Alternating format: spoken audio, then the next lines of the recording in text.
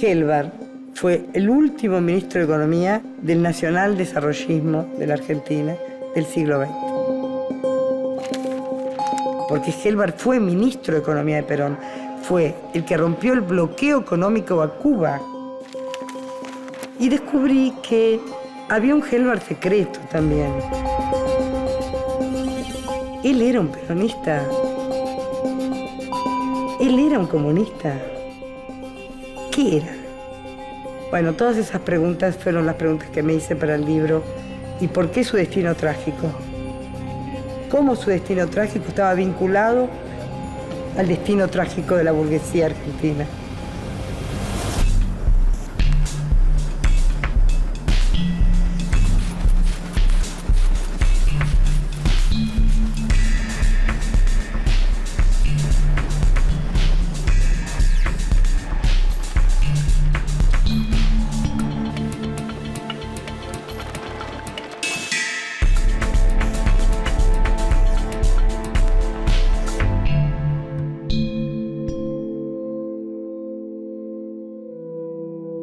Capítulo 1, Secretos en el Caribe, 1977. 2 semanas antes de morir, José Ver Helbar aterrizó en el aeropuerto José Martí de La Habana para entrevistarse secretamente con Fidel Castro. Había viajado desde Granada en un avión del gobierno revolucionario de Maurice Bishop, un militar tercermundista amigo de Fidel, y tenía un pasaporte mexicano falso a nombre de José Grinberg, conseguido gracias a los buenos oficios del entonces presidente mexicano José López Portillo. El inicio del libro de Helbar es un ejemplo de cómo lograr esta casi perfección de cómo entrar en un tema y en un personaje y lograr que el lector se quede ahí magnetizado y te termina fascinando. Eso es lo que pasa con los libros que están bien escritos, ¿no? Es decir, por ahí el tema no era lo que más te interesaba, pero de golpe te encontrás leyendo algo que pasa a ser un tema de los que te van a interesar de ahora en más.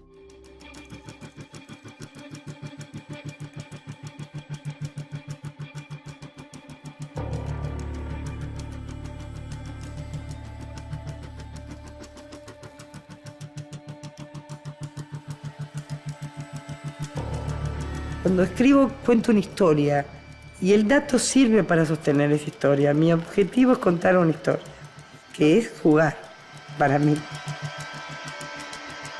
María Seoane, periodista y escritora.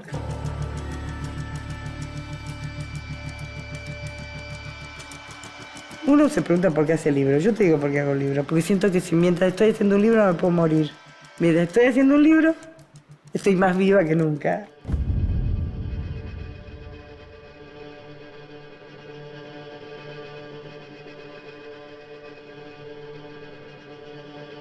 Allá por el año 91, cuando terminé el Todo Nada sobre la biografía de Santucho, me quedé pensando que quería escribir la biografía de Walsh. Horacio Berbisky y Lilia Ferreira estaban trabajando en la posibilidad de escribir ese libro. Y yo dije, bueno, si ustedes están trabajando, yo no voy a trabajar en eso. Y estoy pensando entonces qué libro voy a hacer. Y Horacio me dijo, ¿y Helbar? Mira vos, le dije. Puede ser. Y me quedé pensando que si yo había hecho la historia de un paradigma de los años 70, como fue un jefe guerrillero, bien podía ser un paradigma de lo que se llamó la burguesía nacional. Conocí a María Seoane en el año 91. Se acercó con Todo o Nada, con el libro de Mario Roberto Santucho. Y entonces cuando María nos propone Helbar es un tipo absolutamente casi inclasificable. Y además era un personaje que había que traer de vuelta y que no estaba en las conversaciones, no estaba fresco. Y me parece que María siempre iba a algo, digamos, más medular. Por eso perdura. Y pensé que Helvar era un maldito, porque había sido un maldito para la izquierda y un maldito para la derecha. Así que dije, bueno, es un burgués maldito. Y ahí fui.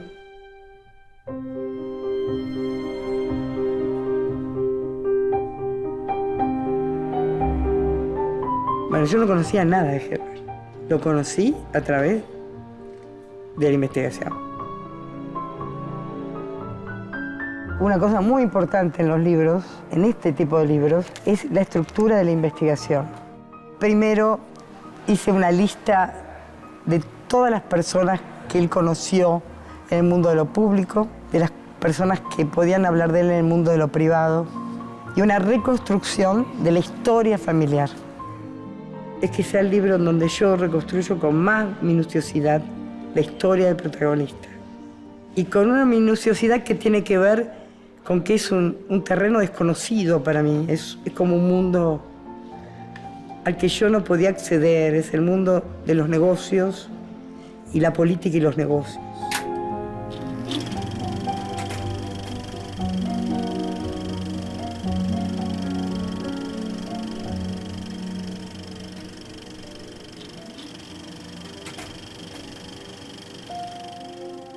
Escapando de los pogroms que amenazaban a Radomsko y a toda Polonia, llegamos a Argentina en 1930. Yo tenía apenas 13 años. Inmigrante judío polaco, llega en los años 30, un golpe terrible a Irigoyen, así que se instala rápidamente en el norte argentino. Vendía desde sandías hasta preservativos en los trenes que iban desde Tucumán a Catamarca, y de ahí, algunos años después, empieza a erigirse como el portavoz de las pymes, de la pequeña burguesía nacional. Me parece que Seoane tiene la virtud de que escribe bien, pero hace muy bien las biografías. Creo que es lo mejor que hace. Y creo que la de Helvar es la mejor biografía. Cuando nosotros leemos eso, digo, ¿esto qué pasa que no hay una película con este libro? Este libro es del 98. Nosotros empezamos a armar el proyecto documental en el 2004. Lo estrenamos en 2006. Y hoy sigue siendo Helvar un libro convocante.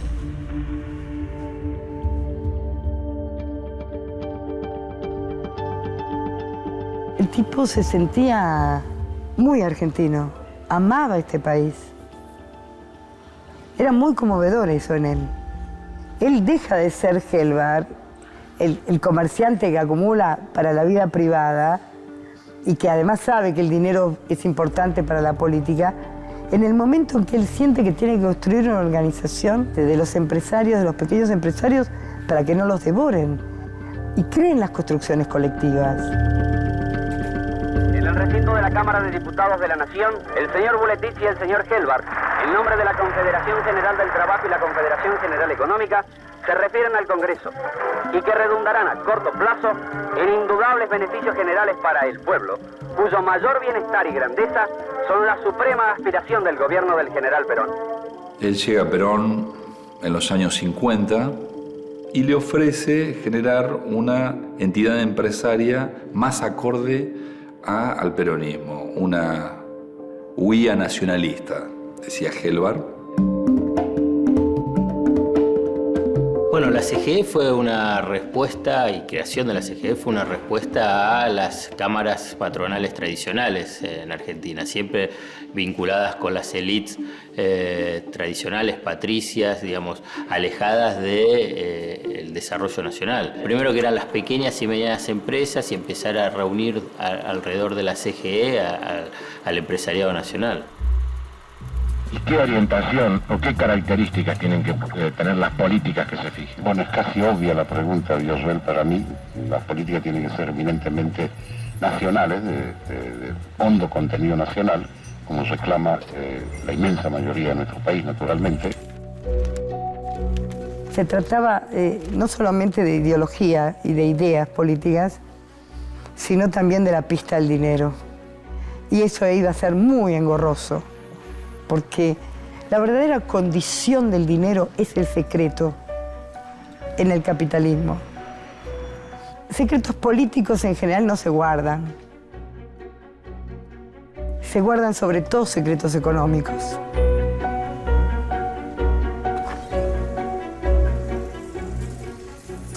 Cuando lo entrevisté a Timerman, lo entrevisté en el bar La Poesía de San Telmo, en el año 92, y no quiso que pusiera un grabador. Entonces me contó quién era Helbar para él. Era un personaje tímido, calculador, con un enorme control sobre sus emociones y muy reservado. Fue fundamentalmente un político, el más brillante operador político de la Argentina de la segunda mitad del siglo XX. Tejía todo el tiempo entre los hombres del poder. Helbar no entendía nada de economía ni le gustaba. Nunca tuvo más proyecto que enlazar su ilusoria burguesía nacional con el peronismo. Lo recuerdo como un noctámbulo. Podía estar horas sentado, jugando con sus lapiceras y pensando en silencio, sin hacer nada, esperando.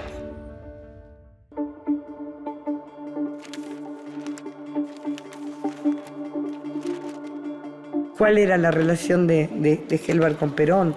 ¿Por qué su enemigo era López Rega? ¿Pero por qué los montoneros le hacían la guerra? ¿Por qué la izquierda creía que era un burgués maldito y no creyó en los 15 puntos que Helbar leyó en el Congreso cuando asumió como ministro, que si eso hubiera sido posible, muchas de las tareas que ahí se plantearon hoy están recién cumpliéndose? Resistido por Cámpora, que según tenemos entendido lo veía como un tipo ajeno al peronismo, pero Helbar en esos pocos meses demuestra que se puede hacer una planificación económica increíble. Hay un paquete de leyes que tiene que, si se hubiesen cumplido a rajatablas, bueno, este país iba a ser seguramente otro.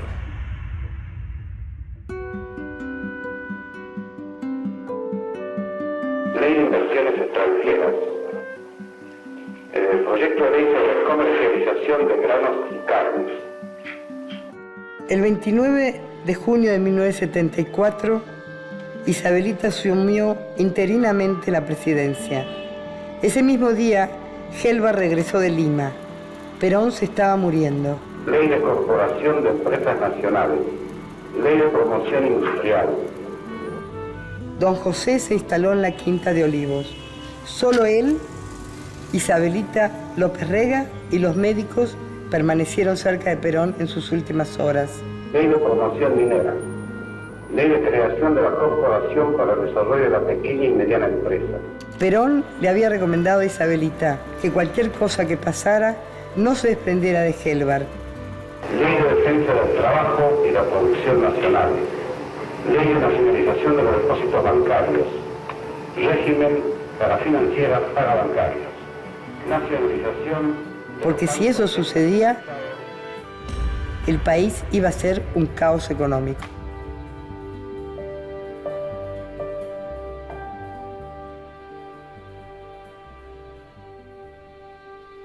Todas las burguesías se han desarrollado con relaciones promiscuas con el Estado. Y cuando se dice relaciones promiscuas es intercambio de favores a partir de coimas y coimeados. Te desarrollás, tenés todos los negocios, tenés todos los beneficios, pero a la vez vos tenés que invertir, porque de esa forma le asegura al poder político su permanencia y su continuidad. Entonces esa relación que se tiene entre Estado y burguesía. Así funciona el capitalismo.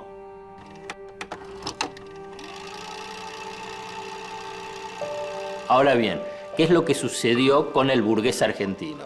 En lugar de reinvertir parte de esas ganancias obtenidas por esa relación promiscua con el Estado, la fugaron o invirtieron en campo. Y este es el corazón a nivel histórico para entender por qué hay una burguesía fallida. La distribución de la tierra quedó en muy pocas manos, constituyendo una élite sin importarle el desarrollo industrial.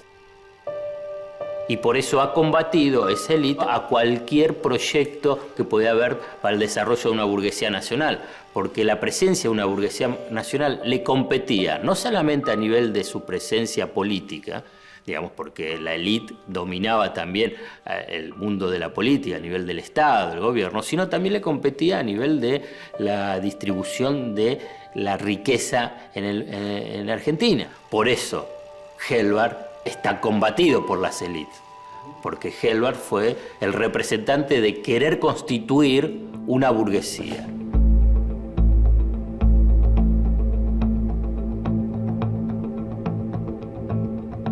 El proyecto económico de Helbart Perón del 73 era el último proyecto de capitalismo independiente de Argentina del siglo XX. Pero fue un periodo tremendo, tremendo, de una intensidad política enorme. Helbart termina el ministerio en octubre del 74, unos meses después de la muerte de Perón. Él permanece después de la muerte de Perón porque Isabel Perón se lo pide especialmente. Pero él era consciente de que estaba cada vez más aislado. Fue tan brutal y tan violento el periodo 72-76, porque lo que se jugaba no era la revolución socialista, era el destino del capitalismo en Argentina. ¿Iba a ser democrático o no?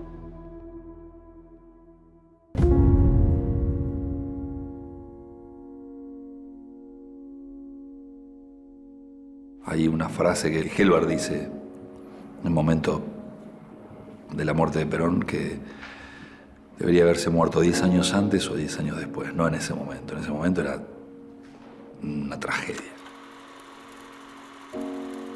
La dictadura militar no fue solo un proyecto político. La dictadura militar fue eminentemente un proyecto económico de los sectores más conservadores de la Argentina, que utilizaron a los militares con la excusa de la subversión para hacer una transformación estructural económica y social, para dejar atrás ese modelo industrialista, ese modelo de desarrollo nacional. Por eso era necesario, por un lado, eliminar a la burguesía y en la representación de lo que podía ser Helbart. Y por otro lado, quebrar al movimiento obrero organizado.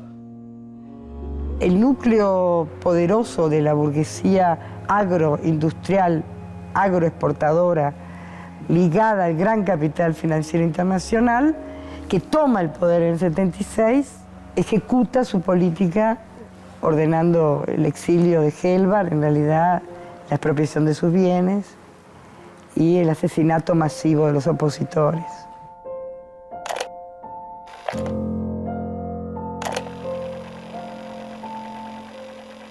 A mí me parece que el trabajo con las fuentes acá fue fundamental, porque me dijeron cosas que estaban ocultas, que nadie conocía. Tengo la sensación de que yo llegué a conocer algunos secretos por entrevistas, por confesiones, más que entrevistas, confesiones personales. Por ejemplo, la última parte, el exilio en Cuernavaca, la manera en que él llega a Cuba, la manera en que Fidel le pide que sea su ministro plenipotenciario cuando ya está a un mes o dos de morir, ya está perseguido por la dictadura del 76, etc. Es algo reconstruido por una fuente que confía en mí y bueno, me pidió secreto, ¿no?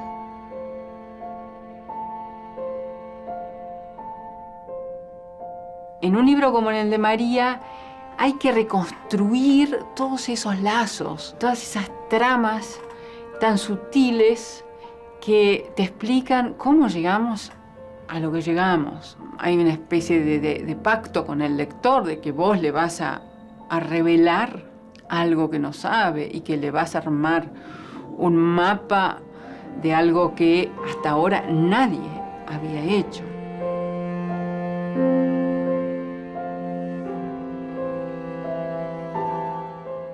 Las últimas cosas que Helbart dijo antes de morir las fue escribiendo en una servilleta en un restaurante griego en Estados Unidos, la secretaria de Helbart.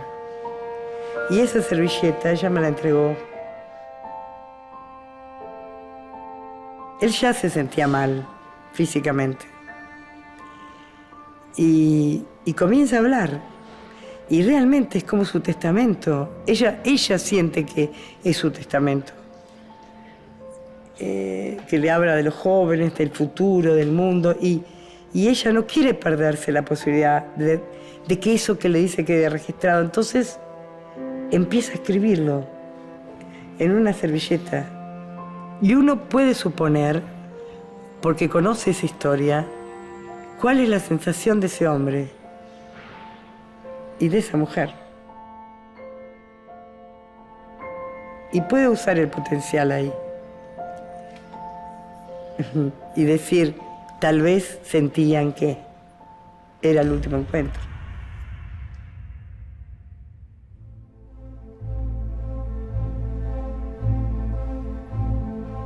Las cosas me llegan de manera distinta.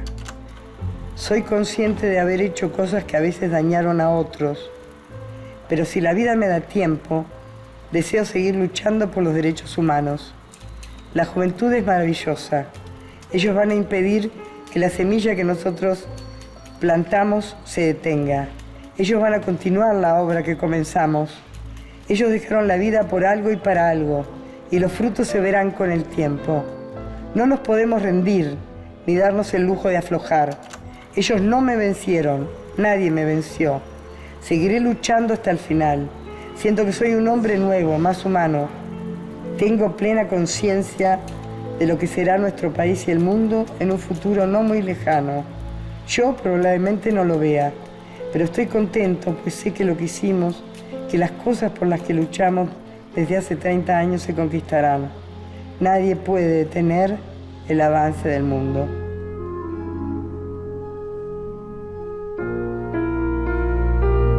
Cuando un autor trabaja con un grado de compromiso muy grande con un tema, eso se nota muchísimo. Tiene como una potencia el libro distinta. Entonces, a la hora de escribir, todo eso acompaña. El mérito del libro de María es fabuloso, es extraordinario. Digamos, yo lo puedo decir a nivel de lector, de periodista, de licenciado en economía. Siempre quería leer algo de Helbart.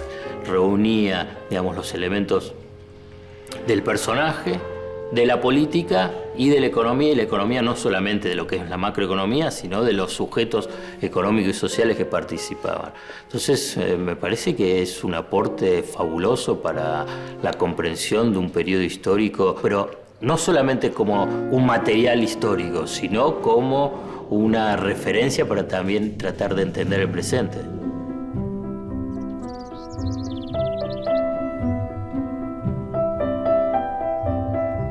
Cuando me pongo a escribir, tengo que tener todo investigado y estructurado. O sea, la estructura es cómo lo pienso, cómo lo voy a investigar, cuáles son los capítulos.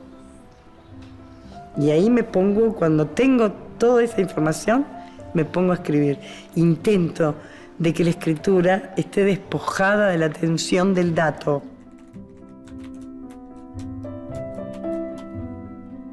Me fui a una quinta y me levantaba a las 9 de la mañana, me sentaba a escribir y mientras la vida transcurría para todos los demás, yo me levantaba a las 1 de la mañana de la escritura y me iba a la cama. Todo el tiempo. Y esa fue la etapa más placentera.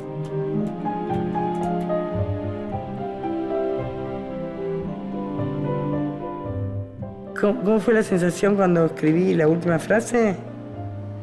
Y me puse a llorar, porque me despedí del ruso. Y bueno, me pareció que hasta el final el tipo le fue fiel a este país, a nuestro país.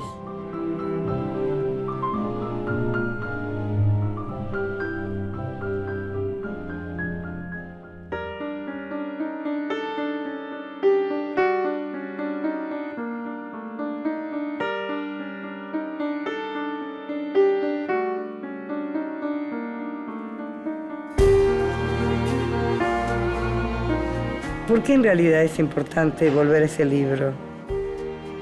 Porque en realidad no se trata del destino de Helbart. Se trataba del destino de la Argentina. Todo el tiempo se trata del destino de la Argentina, o sea, de todos nosotros.